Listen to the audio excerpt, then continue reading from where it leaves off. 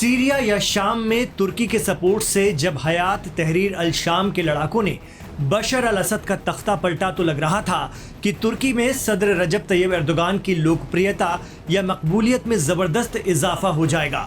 लेकिन मौजूदा सूरत हाल जो बनी है उससे लग रहा है कि ये तो उल्टा हो रहा है। इस वक्त इस्तांबुल की सड़कों पर बवाल हो रहा है। लोग तुर्की का परचम लेकर मैदान में उतर आए हैं।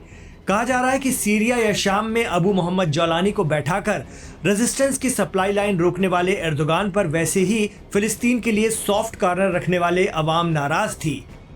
इस पर से इसी हफ्ते बुध के रोज इस्तांबुल के मेयर और रिपब्लिकन पीपल पार्टी के लीडर इकराम इमामोअलू की गिरफ्तारी को भी एर्दोगान के डर से जोड़ा जा रहा है। इकराम इमामोअलू के डिप्लोमा को भी रद्द कर दिया गया है। इकराम तुर्की में सदर एर्दोगान के खिलाफ मैदान में उतरना चाह रहे हैं। बीबीसी की एक रिपोर्ट के मुताबिक टर्की या तुर्की में प्रेसिडेंट का उम्मीदवार बनने के लिए यूनिवर्सिटी का डिप्लोमा या डिग्री होना जरूरी होता है। लेकिन इकराम इमामोअलू को न सिर्फ गिरफ्तार कर लिया गया है बल्कि उनका डिप्लोमा भी रद्द हो गया है।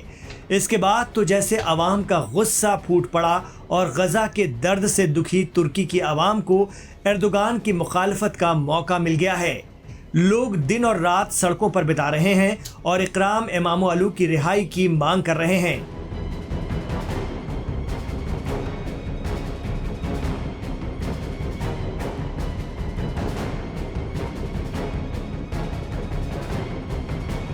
मीडिया रिपोर्ट बता रही है कि तुर्की के सदर रजब तैयब एर्दोगान सरकार को इन प्रदर्शनों या मुजाहरों को रोकने के लिए कड़ी मेहनत करनी पड़ रही है।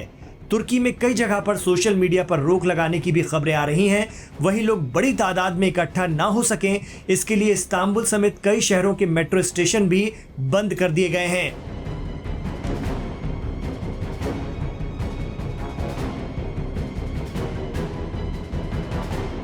आपको बता दें कि गिरफ्तार लीडर इकराम इमामोअलू ने तुर्की के प्रेसिडेंट के उम्मीदवार के तौर पर अपना नाम वापस नहीं लिया है। मौजूदा सदर रजब तैयब एर्दोगान पिछले 22 सालों से तुर्की की सत्ता या इक़्तिदार में है। तुर्की कॉन्स्टिट्यूशन के मुताबिक कोई भी प्रेसिडेंट 2 टर्म तक ही ओहदे पर बना रह सकता है। यानी तुर्की के 2028 के प्रेसिडेंट इलेक्शन में एर्दोगान हिस्सा नहीं ले सकते हैं, लेकिन एर्दोगान फिर से राष्ट्रपति की रेस में शामिल होना चाहते हैं।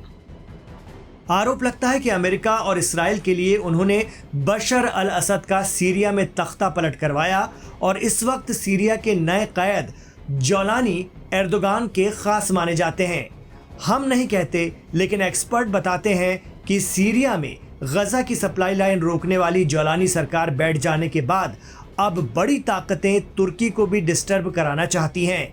इस बार रूस और ईरान भी तुर्की के सपोर्ट में नहीं आएंगे। कहा जाता है कि एर्दोगान के खिलाफ पहले भी तुर्की में बगावत हो चुकी है, लेकिन उस वक्त रूस का उन्हें खासा सपोर्ट मिला था।